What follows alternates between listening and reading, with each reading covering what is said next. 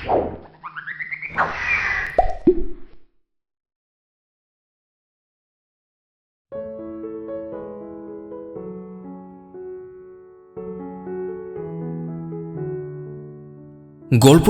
পরিবারের সকলকে স্বাগতম।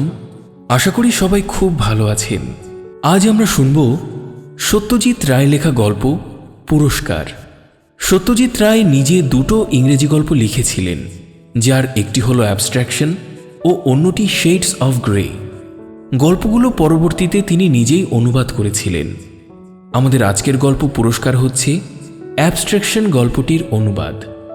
অন্য গল্পটি অর্থাৎ শেডস অফ গ্রে এর অনুবাদ বর্ণান্ধ আমাদের চ্যানেলে আগেই প্রকাশিত হয়েছে, চাইলে অবশ্যই শুনে আসতে পারেন। আমার পরিবেশনা ভালো লেগে থাকলে অবশ্যই সাবস্ক্রাইব করে আমাদের পাশে থাকুন। তাহলে চলুন শুনে আসি সত্যজিৎ রায় লেখা গল্প অ্যাবস্ট্রাকশনের অনুবাদ পুরস্কার।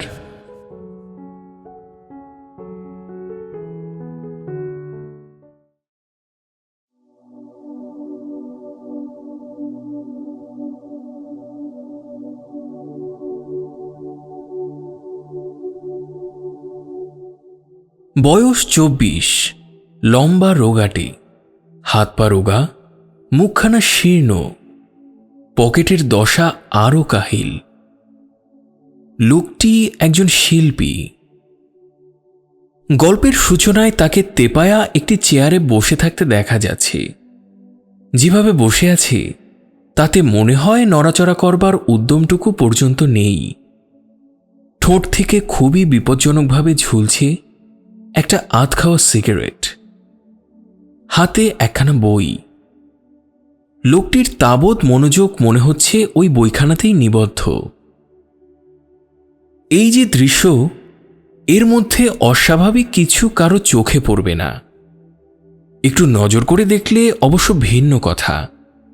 তখন যা দেখা যাবে তার কোনো ব্যাখ্যা নেই।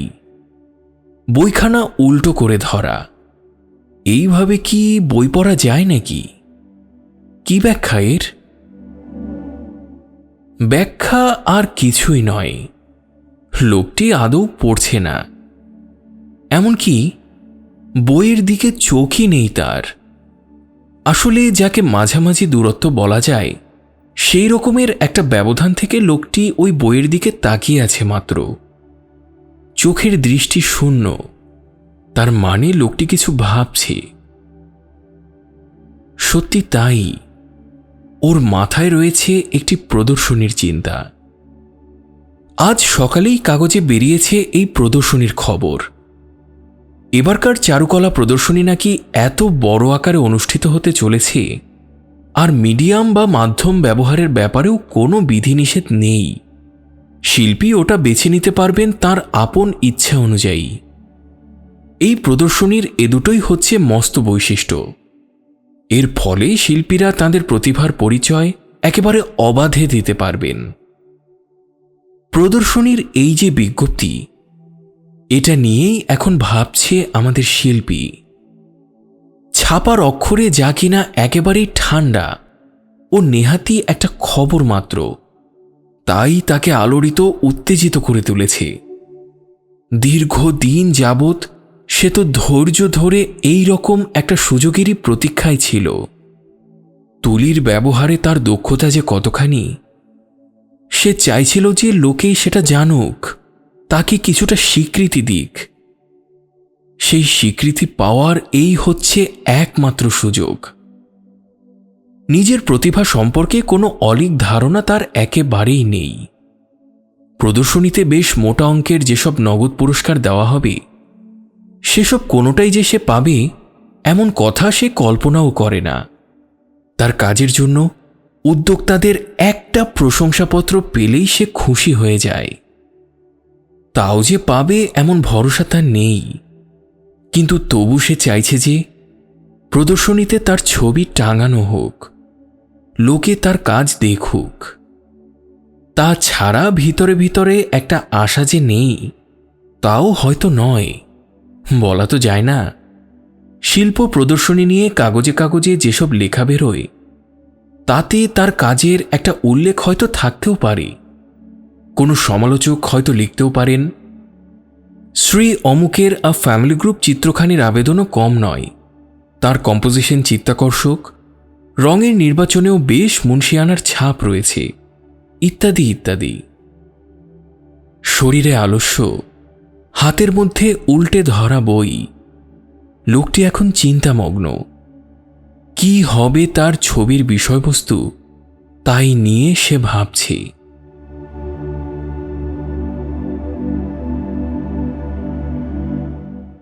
শিল্পের ব্যাপারে যদি তার কোনো ব্যক্তিগত পছন্দ অপছন্দ থেকেই থাকে, তো বলবো যে সে রিয়েলিজম বা বাস্তবতার অনুরাগী। যা বাস্তব তার সঙ্গে সে একেবারে আঠার মতো সেঁটে থাকে। প্রকৃতিকে ভেঙে চুরে বিকৃত করে দেখানোই তো আধুনিক শিল্পের রীতি হয়ে দাঁড়িয়েছে। কিন্তু তার সৌন্দর্যবোধ তাতে পীড়িত হয়। শিল্পে যা সারিয়ালিজম বা অধিবাস্তববাদ বলে চলছে, তা তার ভীতি উদ্রেক করে। তাছাড়া রেখা আর আকৃতি নিয়ে ওই যেসব পাগলামির খেলা, যার নাম দেওয়া হয়েছে অ্যাবস্ট্রাকশন বা বিমূর্ত শিল্প, ওটা তার মনে আদৌ কোনো সাড়া জাগায় না। তার বন্ধুদের মধ্যে অনেকেই শিল্প নিয়ে বড় বড় সব কথা বলে। তাদের কেউ বা শখের সমালোচক, কেউ বা নিজেই চিত্রশিল্পী।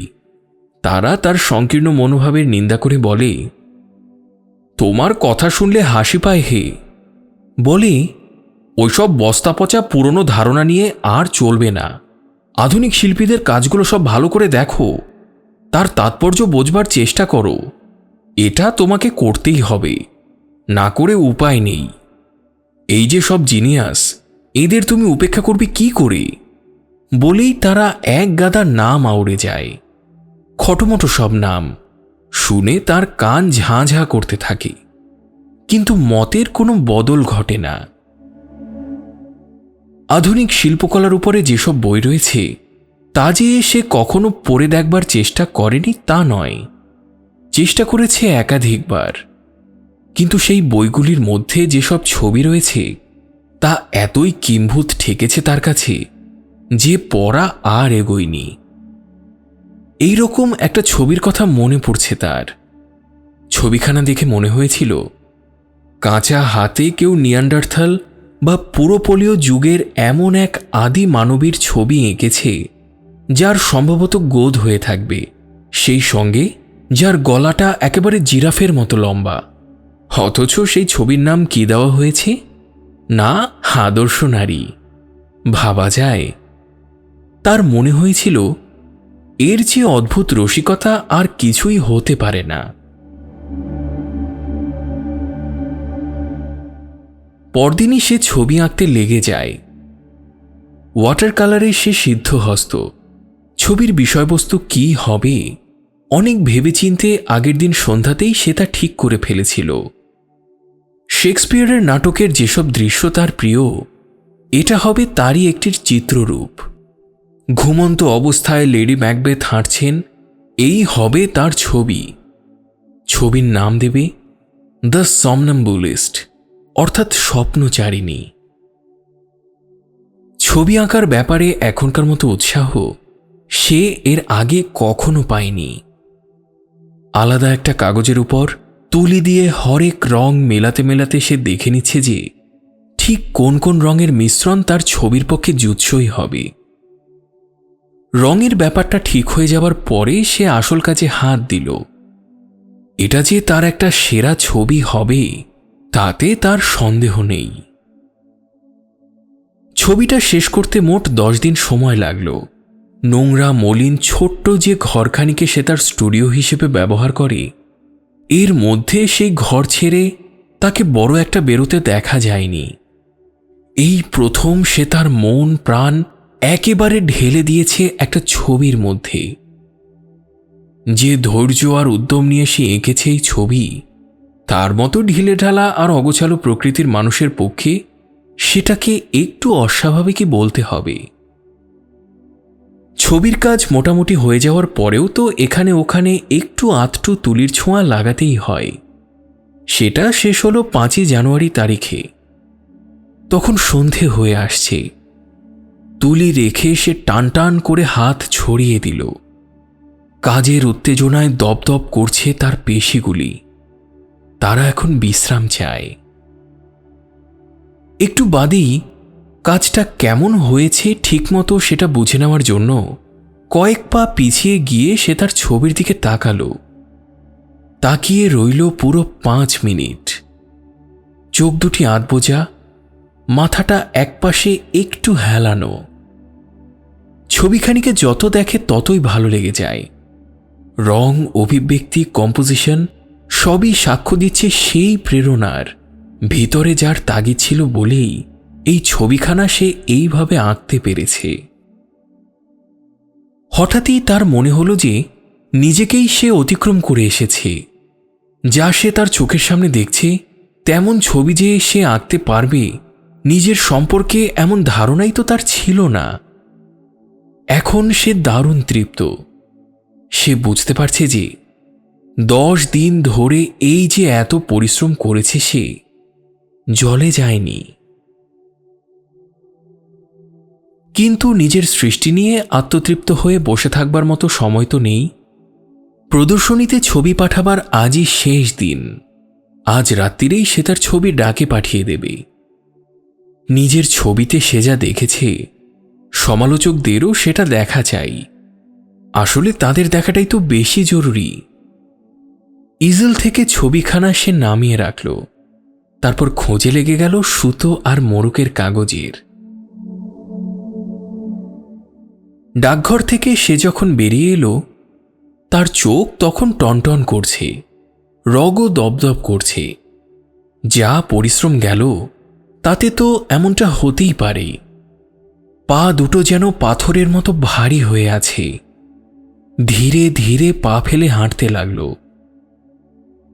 শহরের যে অংশটা একটু নির্জন ফাঁকা এখন সে সেইখানে যাবে। তার এখন একটু খোলা হাওয়ায় শ্বাস নেওয়া দরকার। সন্ধ্যার হাওয়ায় সুস্থ বোধ করল সে। ঘণ্টাখানেক বাদে সে যখন ঘরে ফিরল তখন তার ক্লান্তি অনেকটাই কেটে গেছে। পরদিন সকালে মনে হল ক্লান্তির শেষ রেশটুকু আর নেই। সে এখন একেবারে টাটকা তাজা একটা মানুষ। ব্রেকফাস্ট করতে করতে কাগজ পড়ছিল সে। সেই সময় সোসাইটি অফ ফাইন আর্টসের ছোট্ট একটা বিজ্ঞপ্তি তার চোখে পড়ে। সোসাইটি জানাচ্ছে যে প্রদর্শনীতে এবারে প্রচুর ছবি এসেছে। এবারকার প্রদর্শনী যে দারুণ সফল হবে তাতে তাদের সন্দেহ নেই। একবার তার মনে হলো এবারে স্টুডিওটাকে একটু পরিষ্কার পরিচ্ছন্ন করা দরকার। এত জঞ্জাল জমে গেছে যে সেসব সাফ না করলেই নয়। তারপরেই আবার আলস্য তাকে পেয়ে বসল। বসে বসে সে ভাবতে লাগল উঠবে কি উঠবে না। শেষ পর্যন্ত মনে হলো সাফসুত্রর কাজটা পরে করলেও চলবে। সেদিন সে যখন ফের তার স্টুডিওয় গিয়ে ঢুকল তখন সন্ধে উতরে গেছে। ঘর অন্ধকার। তারই মধ্যে হাতড়ে হাতড়ে সে সুইচ টিপে আলো জ্বালালো। স্টুডিওটা একেবারে যাচ্ছে তাই রকমের অগোছালো হয়ে আছে। এখানে ওখানে পড়ে রয়েছে রঙের টিউব। তুলিগুলোও যে কোনটা কোথায় ছড়িয়ে রয়েছে তার ঠিক ঠিকানা নেই। তাড়াতাড়ি কাজ করতে হয়েছে তো, তাই যেখানে যেটা রাখার কথা সেখানে সেটা রাখেনি। মেঝের উপর ছেঁড়া ন্যাকড়া আর কাগজের ডাই। স্টুডিওর এই বিশৃঙ্খল অবস্থা দেখতে দেখতেই হঠাৎ একখানা কাগজের উপর চোখ পড়ল তার। ইজেলের ঠিক নিচেই কাগজখানা পড়ে আছে। বুকটা হঠাৎ ধক করে উঠল। এটা তার চেনা কাগজ। নিচু হয়ে কাগজখানা সে তুলে নিল। তারপরেই যেন অন্ধকার হয়ে গেল গোটা পৃথিবী। ইজেলটাকে আঁকড়ে ধরে নিজেকে কোনো মতে সে সামলে নিল। হাতের মধ্যে যে কাগজখানা আঁকড়ে ধরে রয়েছে সেটা তো সামান্য একখানা কাগজ মাত্র নয়। সেটাই যে তার সেরা ছবি, দ্য সমনম্বুলিস্ট, স্বপ্নচারিণী। এত পরিশ্রম করে এত যত্ন নিয়ে যার ছবি সে এঁকেছে সেই লেডি ম্যাকবেথ এখন তার ঘুমন্ত ভাষাহীন কাচের মতো চোখে তার দিকে তাকিয়ে আছেন। ওই চোখ দুটিও তো তারই দেওয়া। বিস্ময়ের প্রাথমিক প্রবল ধাক্কাটা কেটে যেতেই একটা ভয়ঙ্কর হতাশায় সে ডুবে গেল। গণ্ডগোল যে কোথায় হয়েছে সেটা বুঝতে তার বিশেষ সময় লাগেনি। এবারও তার অন্যমনস্কতাই তাকে ডুবিয়েছে। তার জীবনে এ তো নতুন কিছু নয়। অতীতেও একাধিকবার এমন ঘটনা ঘটেছে তার জীবনে। তবে কিনা সেই অন্যমনস্কতার পরিণাম বড়জোর হাসির খোরাক জোগাত। কখনোই এমন সর্বনাশ তার ফলে ঘটেনি। এবারে সেই সর্বনাশটাই ঘটল। নিদারুণ নিষ্ঠুর সর্বনাশ। মনে হলো প্রবল একটা গ্লানি যেন তার ভিতর থেকে উঠে আসছে। সে ভীষণ অসুস্থ বোধ করছে। কমিটির হাতে কি পৌঁছে দিয়েছে সে? পার্সেল খুলে একখানা কাগজ, আর সেই সঙ্গে শিল্পী ও ছবির নাম ছাড়া তো আর কিছুই তারা পায়নি। ছবির বদলে স্রেফ একখানা কাগজ পেয়ে তারা নিশ্চয়ই হেসে খুন হচ্ছে। ভাগ্যের নিষ্ঠুর পরিহাস ছাড়া আর কি বা একে বলা যায়? দাঁতে দাঁত ঘষে নিরুপায় আক্রোশে সে নিজেকে আর তার ভাগ্যকে বারবার ধিক্কার দিতে লাগল। ছবিখানাকে কুচি কুচি করে ছিঁড়ে ফেলল সে। ছেঁড়া টুকরোগুলোকে নিক্ষেপ করল বাজে কাগজের ঝুড়ির মধ্যে। পরের সপ্তাহে সে প্রাণপণ চেষ্টা করতে লাগল এই বিপর্যয়ের কথা ভুলে যেতে। ভুলে যাওয়ার জন্য রং আর তুলি দিয়ে এমন সমস্ত কাজ করতে লাগল যে ধরনের কাজ সে এর আগে কখনো করেনি। আসলে এ তো আর কিছুই নয়, নিজেকে ভুলিয়ে রাখার চেষ্টা। সে যখন এই চেষ্টা চালিয়ে যাচ্ছে আর বিপর্যয়ের ব্যাপারটা সত্যি ভুলতে বসেছে, ঠিক তখনই 15ই জানুয়ারির অর্থাৎ প্রদর্শনীর যেদিন উদ্বোধন হবে সেই দিনটির সকালে একখানা চিঠি তার কাছে এসে পৌঁছল। সে তার ব্রেকফাস্ট সেরে নিচ্ছে, এই সময় চিঠিখানা সে হাতে পায়। নীল রঙের লম্বাটে খাম, তার উপরে পরিচ্ছন্ন প্রতীক। কারা এ চিঠি পাঠিয়েছে তা ওই প্রতীক দেখেই বোঝা যায়। চিঠি পাঠিয়েছে সোসাইটি অফ ফাইন আর্টস। খাম খুলে চিঠি বার করবার আগে এক মুহূর্ত সে ভাবল যে চিঠিতে কি থাকতে পারে। তার মনে হল রহস্যজনক পার্সেলটি সম্পর্কে সোসাইটি নিশ্চয়ই কিছু জানতে চাইছে। সম্ভবত এটা নিয়ম রক্ষার ব্যাপার মাত্র, সোসাইটি যা হামেশা করে থাকে। স্থিরভাবে খামের মধ্যে আঙুল চালিয়ে চিঠিখানা সে বার করে আনল।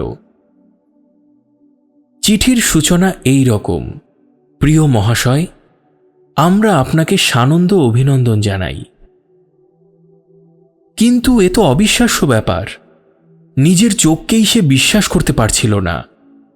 সংক্ষেপে আধা আনুষ্ঠানিক ভাষায় সোসাইটি তাকে জানাচ্ছে যে তার ছবি দ্য সমনেম্বুলিস্ট এবার একটি প্রথম পুরস্কার পেয়েছে। চিঠির উপসংহারে রয়েছে স্বনির্বন্ধ অনুরোধ, প্রদর্শনীর উদ্বোধন দিবসের অনুষ্ঠানে তার উপস্থিত থাকা চাই। তার মাথা ঘুরছিল। ব্যাপারটার মাথা মুন্ডু সে কিছুই বুঝতে পারছিল না। খুশি হবে কি সে বিভ্রান্ত বোধ করছিল। প্রাথমিক উত্তেজনা কেটে যাওয়ার পর সে বুঝতে পারল যে কোথাও কিছু একটা গণ্ডগোল ঘটেছে। নয়তো এমন হয় না, এমন হতে পারে না।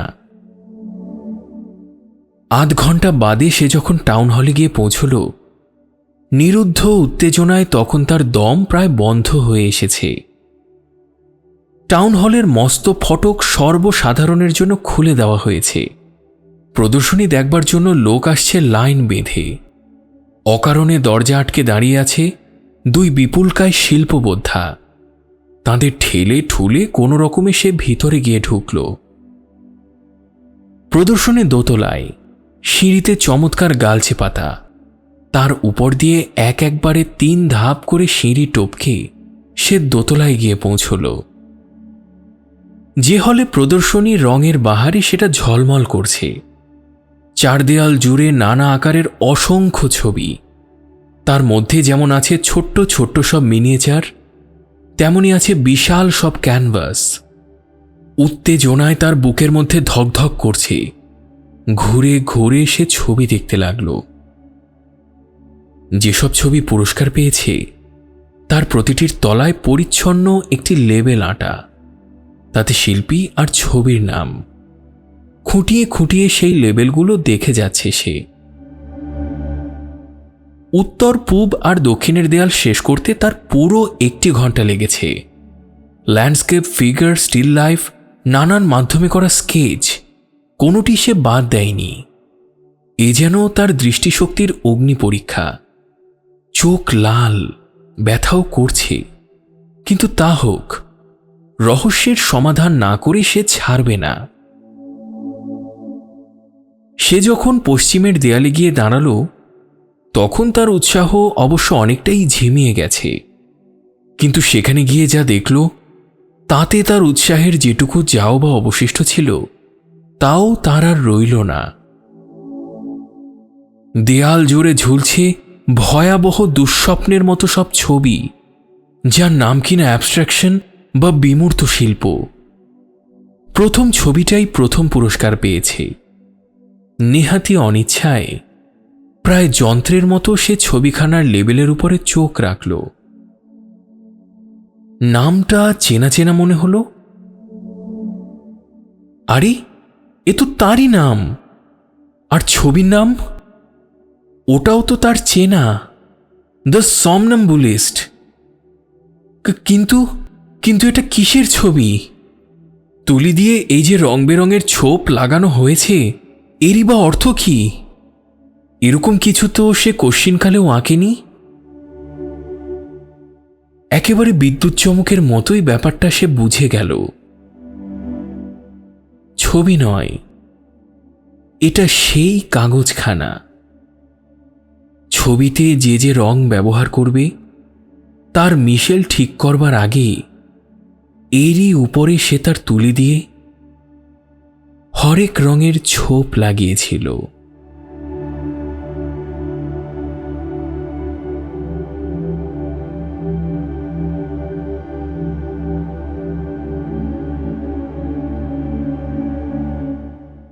আজ আমরা শুনলাম সত্যজিৎ রায় লেখা গল্প অ্যাবস্ট্রাকশনের অনুবাদ পুরস্কার।